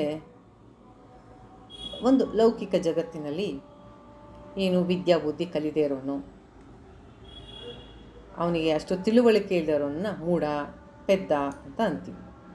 ಆದರೆ ಆಧ್ಯಾತ್ಮದ ಪ್ರಕಾರ ಆತ್ಮಜ್ಞಾನ ವಿಹೀನ ಮೂಢ. ಯಾರಿಗೆ ನಾನು ನನ್ನ ನಿಜ ಸ್ವರೂಪದ ಅರಿವು ಯಾರಿಗೆ ಇಲ್ಲವೋ ಅವನನ್ನು ಮೂಢ ಅಂತ ಹೇಳ್ತಾ ಇದ್ದಾರೆ. ಅವರು ಈ ಲೋಕದಲ್ಲಿ ತುಂಬ ಸಕ್ಸಸ್ಫುಲ್ ಆಗಿರ್ಬೋದು, ವಿದ್ಯಾವಂತರಾಗಿರ್ಬೋದು, ಅವರ ಹೆಸರು ಮುಂದೆ 3 ಡಿಗ್ರಿ ಇರ್ಬೋದು, BSc, MSc, PhD ಅಂತ. ಆದರೆ ಆತ್ಮಜ್ಞಾನವಿಲ್ಲದೆ ಹೋದರೆ ಅವರನ್ನು ಮೂಢ ಅಂತ ಹೇಳ್ತಾ ಇದ್ದಾರೆ ಆಚಾರ್ಯರು. ಡೆಫಿನಿಷನ್ ಆಫ್ ಮೂಢ ಏನು ಅಂದರೆ ಆಧ್ಯಾತ್ಮದ ಪ್ರಕಾರ ಆತ್ಮಜ್ಞಾನವಿಲ್ಲದೆ ಇರೋನನ್ನೇ ಮೂಢ ಅಂತ ಇರುತ್ತೆ. ಕಾಮ ಕ್ರೋಧ ಲೋಭ ಮೋಹಂ ತ್ಯಕ್ತ್ವಾತ್ಮಾನ ಭಾವಯಕೋಹಂ ಆತ್ಮಜ್ಞಾನ ವಿಹೀನ ಮೂಢ. ತೇ ಪಚ್ಯಂತೆ ನರಕ ನಿಗೂಢ.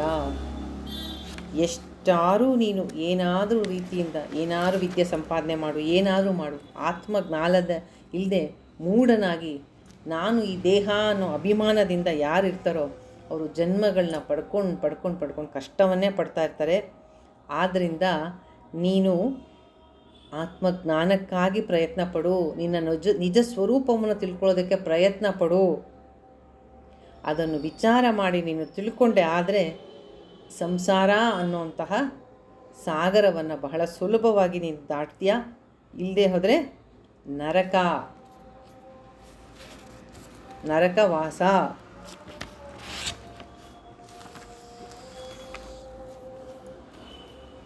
ನರಕ ರೂಪವಾದ ಸಂಸಾರ. ನಾವು ಇಲ್ಲಿ ನರಕ ಅಂದರೆ ಯಾವುದೋ ಒಂದು ಲೋಕ ಇದೆ, ನರಕ ಲೋಕ. ಅಲ್ಲಿ ಹೋದರೆ ಯಮಧರ್ಮರಾಯ ಏನೋ ಶಿಕ್ಷೆ ಕೊಡ್ತಾನೆ ನಮಗೆ, ಅದೇನೋ ಬಿಸಿ ಎಣ್ಣೆಲಿ ಹಾಕ್ತಾನೆ, ಕುದಿಯೋ ನೀರಲ್ಲಿ ಹಾಕ್ತಾನೆ. ಅದೆಲ್ಲ ಬೇರೆ ಲೋಕಗಳ ಕತೆ ಬೇರೆ. ಆದರೆ ನಮ್ಮ ಮನಸ್ಸಿನೊಳಗೆ ನಾವು ನರಕವನ್ನು ಸೃಷ್ಟಿ ಮಾಡ್ಕೋತೀವಿ ಆತ್ಮಜ್ಞಾನ ಇಲ್ಲದೆ ಹೋದರೆ ಅನ್ನೋದು ಆಚಾರ್ಯರ ಒಂದು ಇಲ್ಲಿ ಮುಖ್ಯವಾದ ಉದ್ದೇಶ. ಅದು ಹೇಗೆ? ಅದೇ ಈ ಹಿಂದಿನ ಶ್ಲೋಕದಲ್ಲಿ ಹೇಳಿದ್ರಲ್ಲ, ಭೇದ ಬುದ್ಧಿಯಿಂದಲೇ ಎಲ್ಲ ಭಯ. ನಾನು ಬೇರೆ, ನೀನು ಬೇರೆ, ಅವರು ಬೇರೆ, ಅದು ಬೇರೆ, ನಾನು ಹೆಚ್ಚು, ಅವನು ಕಮ್ಮಿ. ಅದೇ ನೀನು ಯಾರು ಅಂತ ನೀನು ತಿಳ್ಕೊಂಡ್ಬಿಟ್ರೆ ಅವನು ಅದೇ, ನೀನು ಅದೇ, ಅವನು ಅದೇ. ಆ ಪರಮಾತ್ಮ ವಸ್ತು ಅನ್ನೋದಿಲ್ಲದೆ ಇನ್ನೇನೂ ಇಲ್ಲ.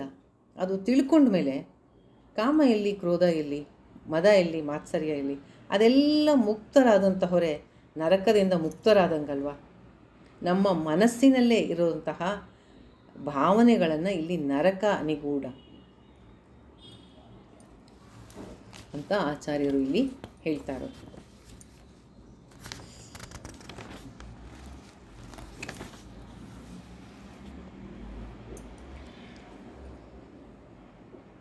ಇದು ಕೆಲವು ಶ್ಲೋಕಗಳು ನಮಗೆ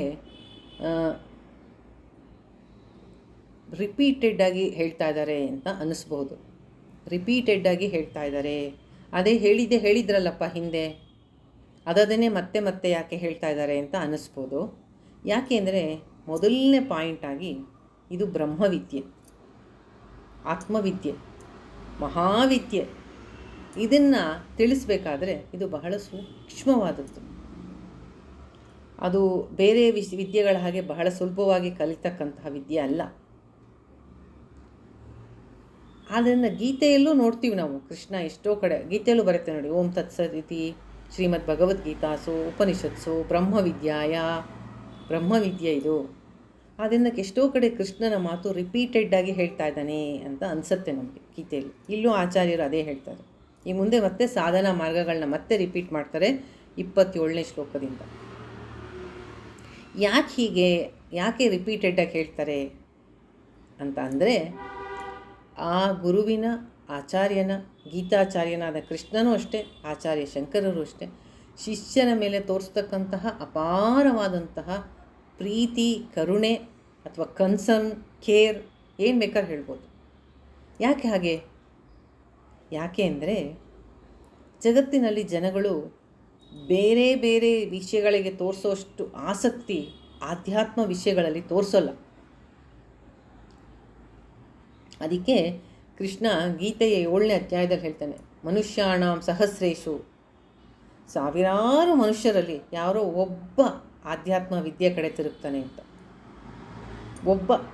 ಇನ್ನು 999 ಜನ ಬೇರೆ ಲೌಕಿಕ ವಿಷಯಗಳಲ್ಲೇ ಮುಳುಗಿ ಹೋಗಿರ್ತಾರೆ. ಯಾರೋ ಒಬ್ಬ, ಹಂಗೆ ಯಾರೋ ಒಬ್ಬ ಬರ್ತಾನಲ್ಲ, ವೆರಿ ರೇರ್ ಪರ್ಸನ್ ಅವನು ಈ ಕಡೆ ತಿರುಗೋದು. ಹಂಗೆ ತಿರುಗದವರಲ್ಲೂ ಅವರನ್ನು ಒಂದು 1000 ಜನ ಅಂತ ಸೇರಿಸ್ಕೊಂಡು ಅದರಲ್ಲಿ ಯಾರೋ ಒಬ್ಬನಿಗೆ ತತ್ವದ ಅರಿವಾಗುತ್ತೆ. ಆದ್ದರಿಂದ ಆಚಾರ್ಯರು, ಗುರುಗಳು ಕಾಯ್ತಾ ಇರ್ತಾರೆ, ಯಾರಾದರೂ ಶಿಷ್ಯ ಬರ್ತಾನ, ಈ ಕಡೆ ತಿರುಗ್ತಾನ, ಈ ವಿದ್ಯೆ ತಿಳ್ಕೊಳ್ಳೋಕೆ ಆಸಕ್ತಿ ತೋರಿಸ್ತಾನ, ಇದನ್ನು ಯಾರಿಗೆ ನಾನು ದಾರಿ ಇರಲಿ, ಈ ಜ್ಞಾನ ಅವನನ್ನು ಅಮೃತತ್ವದ ಕಡೆ ಕರ್ಕೊಂಡು ಹೋಗುತ್ತೆ, ಯಾರಾದರೂ ಒಬ್ಬ ವಿವೇಕಿ ಬರ್ತಾನ ಈ ದಾರಿಯಲ್ಲಿ ಅಂತ ಕಾಯ್ತಾ ಇರ್ತಾರೆ. ನಾವು ಆವಾಗಲೇ ನೋಡಿದ್ವಲ್ಲ, ತಮೋಗುಣದಿಂದ ರಜೋಗುಣದಿಂದ ಸತ್ವಗುಣದಿಂದ ಆತ್ಮ ಸಾಕ್ಷಾತ್ಕಾರದ ಕಡೆ ಹೊರಡ್ತಾನೆ ಅಂತ. ಈಗ ಸತ್ಸಂಗದಲ್ಲಿದ್ದು ಭಗವದ್ಗೀತೆ, ಭಾಗವತ, ಈ ಥರ ಆಚಾರ್ಯರ ಗ್ರಂಥಗಳ ಪಠಣ ಮಾಡಬೇಕು ಅಂತ ಯಾರಿಗೆ ಅನಿಸುತ್ತೆ, ಅವರು ಡೆಫಿನೆಟ್ಟಾಗಿ ಹಿಂದಿನ ಜನ್ಮಗಳಲ್ಲಿ ಸಾಧನೆ ಮಾಡಿಕೊಂಡು ರಜೋ ತಮೋ ಗುಣಗಳನ್ನು ದಾಟಿ ಸತ್ವಗುಣಕ್ಕೆ ಬಂದಿದ್ದಾರೆ ಅಂತಲೇ ಅರ್ಥ. ಅಂತಹವರಲ್ಲಿ ಕೆಲವರು ವೇದಾಂತದ ಕಡೆ ತಿರುಗ್ತಾರೆ, ಭಕ್ತಿಯ ಕಡೆ, ಭಕ್ತಿ ಮಾರ್ಗ, ಜ್ಞಾನ ಮಾರ್ಗದ ಕಡೆ ತಿರುಗ್ತಾರೆ. ಅಂತಹವರಿಗಾಗಿ ಕಾಯ್ತಾ ಇರ್ತಾರೆ ಗುರುಗಳು. ಆ ಶಿಷ್ಯನ ಮೇಲೆ ನೋಡಿದವ್ರಿಗೆ ಸಂತೋಷ, ಆನಂದ ಆಗುತ್ತೆ. ಯಾಕೆಂದರೆ ಅಂಥವ್ರು ತುಂಬ ರೇರು ಜಗತ್ತಿನಲ್ಲಿ, ವೆರಿ ರೇರ್.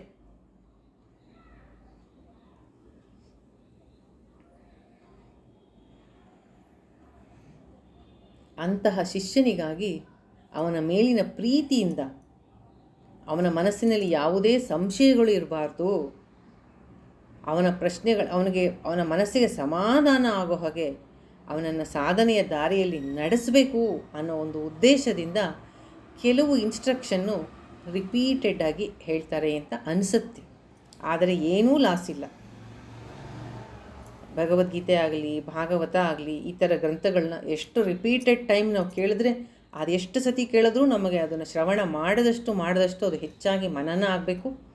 ಆಮೇಲೆ ಅದು ನಮ್ಮ ಜೀವನವನ್ನು ಪರಿವರ್ತನೆ ಮಾಡಬೇಕು. ಆ ಜ್ಞಾನ ಅಲ್ಲಿಯ ತನಕ ಎಷ್ಟು ಸತಿ ಕೇಳಿದ್ರೂ ಅದರಲ್ಲಿ ಇನ್ನೂ ಅದರಿಂದ ನಮಗೆ ಅಡ್ವಾಂಟೇಜ್ ಇದೆ ಅಷ್ಟೇ ಹೊರತು ಯಾವ ತೊಂದರೆ ಇಲ್ಲ. ಆದ್ದರಿಂದ ಅವರು ಪ್ರೀತಿಯಿಂದ, ನಮ್ಮ ಮೇಲಿನ ಕಾಳಜಿಯಿಂದ ಕೆಲವು ಶ್ಲೋಕಗಳನ್ನ ನಮಗೆ ರಿಪೀಟ್ ಮಾಡಿದ್ದಾರೆ ಅಂತ ಅನಿಸುತ್ತೆ. ಅದು ಔಟ್ ಆಫ್ ಕನ್ಸರ್ನ್, ಪ್ರೀತಿಯಿಂದ ಹೇಳ್ತಕ್ಕಂತಹದ್ದು. ಅದರಲ್ಲಿ ಯಾವ ಬೇರೆ ಉದ್ದೇಶ ಇಲ್ಲ.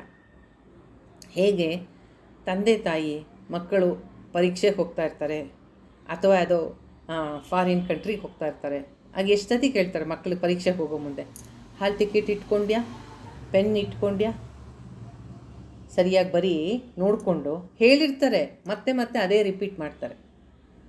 ಹಾಗೆ ಯಾವುದೋ ಏರ್ಪೋರ್ಟಲ್ಲಿ ನೋಡಬೇಕು, ಆ ಪಾಸ್ಪೋರ್ಟ್ ಇಟ್ಕೊಂಡ್ಯಾ, ಇದು ಇಟ್ಕೊಂಡ್ಯಾ, ಹೋಗಿ ತಲುಪಿದ್ಮೇಲೆ ಫೋನ್ ಮಾಡು, ಮನೇಲಿ ಹೇಳಿರ್ತಾರೆ, ಮತ್ತೆ ಏರ್ಪೋರ್ಟಲ್ಲಿ ಇನ್ನೊಂದ್ಸತಿ ರಿಪೀಟ್. ಯಾಕೆ?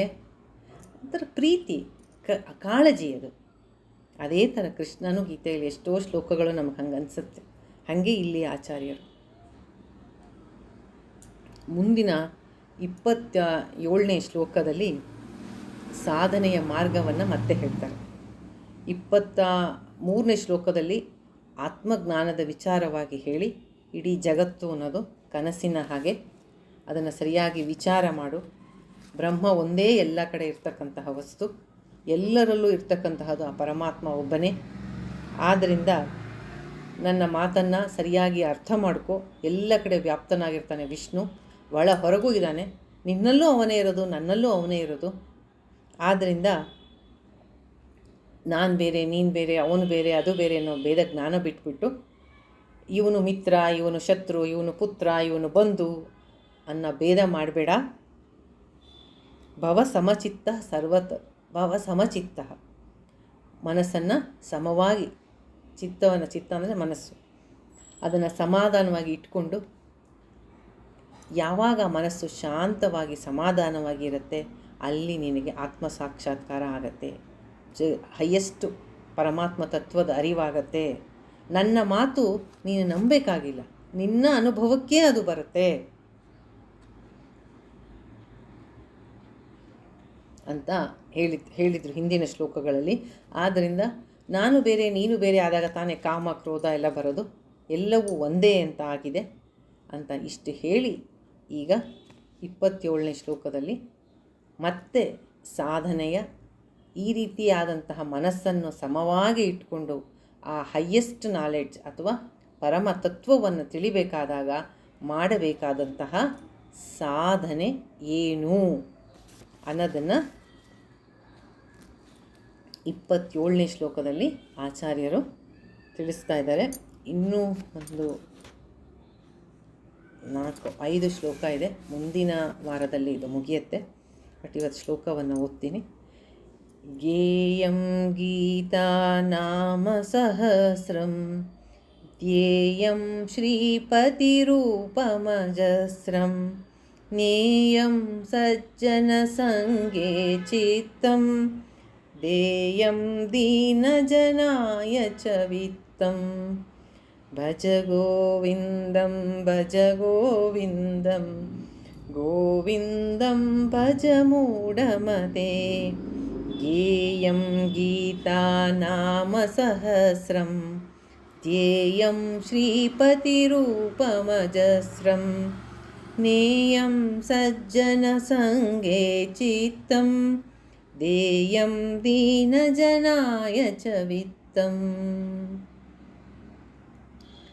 ಧ್ಯೇಯಂ ಸದಾ ಹೇಳತಕ್ಕದ್ದು, ಧ್ಯೇಯಂ ಏನನ್ನ, ಗೀತಾ ನಾಮ ಸಹಸ್ರಂ, ಗೀತೆ ಭಗವದ್ಗೀತೆ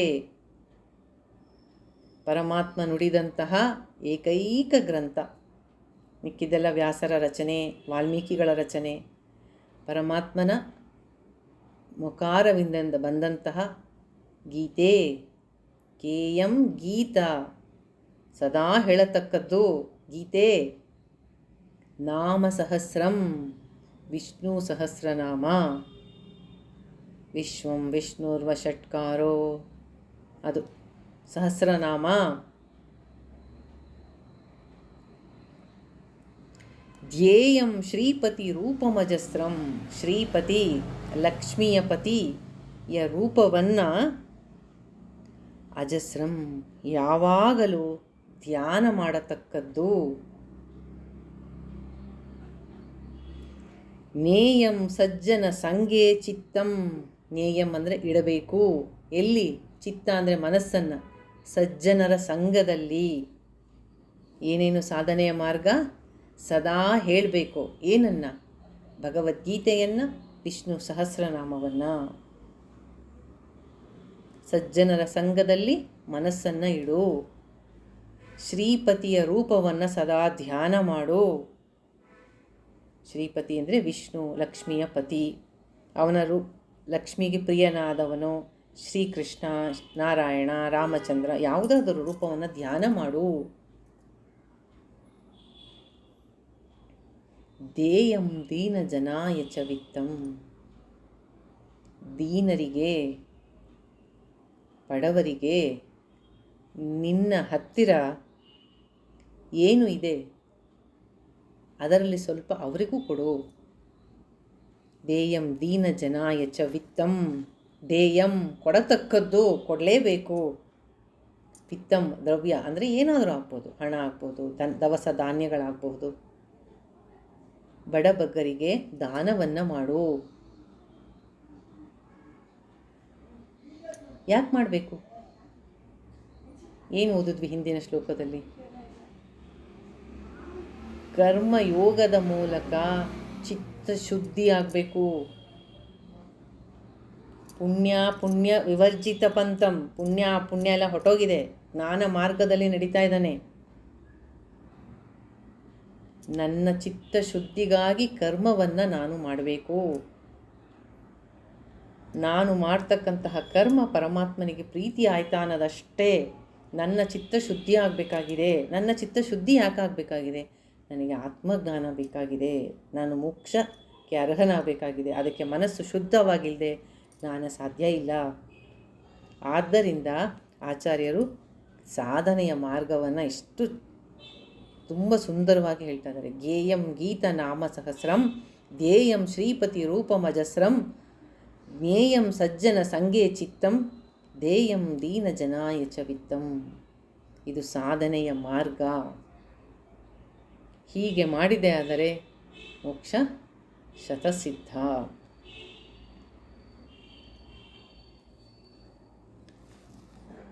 ಮುಂದಿನ ಶ್ಲೋಕವನ್ನು ಮತ್ತು ಈ ಶ್ಲೋಕದ ಇನ್ನೂ ಹೆಚ್ಚಿನ ವಿವರಣೆಯಿಂದ ಟೈಮ್ ಆಯಿತು. ಮುಂದಿನ ಸತ್ಸಂಗದಲ್ಲಿ ನೋಡೋಣ. ಧನ್ಯವಾದಗಳು.